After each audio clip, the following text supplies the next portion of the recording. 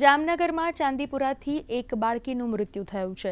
છેલ્લા એક માસમાં જામનગર જિલ્લામાં કુલ 14 શંકાસ્પદ કેસ સામે આવ્યા છે, જેમાં ધ્રોલ તાલુકાના એક બાળકીનું હોસ્પિટલમાં સારવાર દરમિયાન મૃત્યુ નિપજ્યું હતું।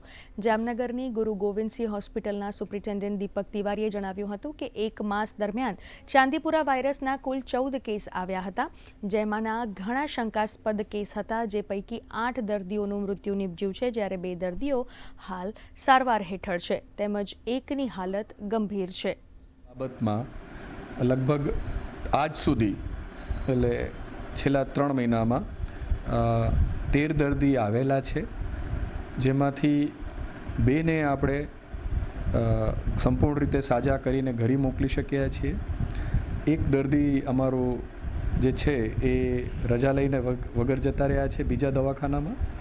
8 દર્દીઓ મૃત્યુ પામેલ છે અને એમાંથી એક આજે દર્દી ગુજરી ગયું છે, જે ગ્રામ્ય વિસ્તારનો છે જામનગરના।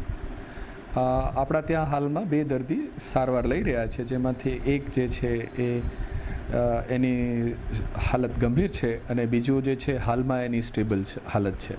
જામનગરની ગુરુ ગોવિંદસિંહજી હોસ્પિટલમાં આજે જામનગરના ધ્રોલ તાલુકાની 4 વર્ષની બાળકીનું શંકાસ્પદ ચાંદીપુરા વાયરસને લઈને મૃત્યુ થયું છે। હાલ 2 બાળ દર્દીઓ છે તે હોસ્પિટલમાં સારવાર હેઠળ છે અને 3 દર્દીઓને રજા આપવામાં આવી છે। હોસ્પિટલના સુપ્રિન્ટેન્ડન્ટ દીપક તિવારીના જણાવ્યા અનુસાર ચાંદીપુરા વાયરસનો રિપોર્ટ આવવાનો બાકી હોય હાલ શંકાસ્પદ રીતે દર્દીનું મોત થયું હોવાનું કહી શકાય તેમ છે। જગત રાવલ, દૂરદર્શન સમાચાર, જામનગર।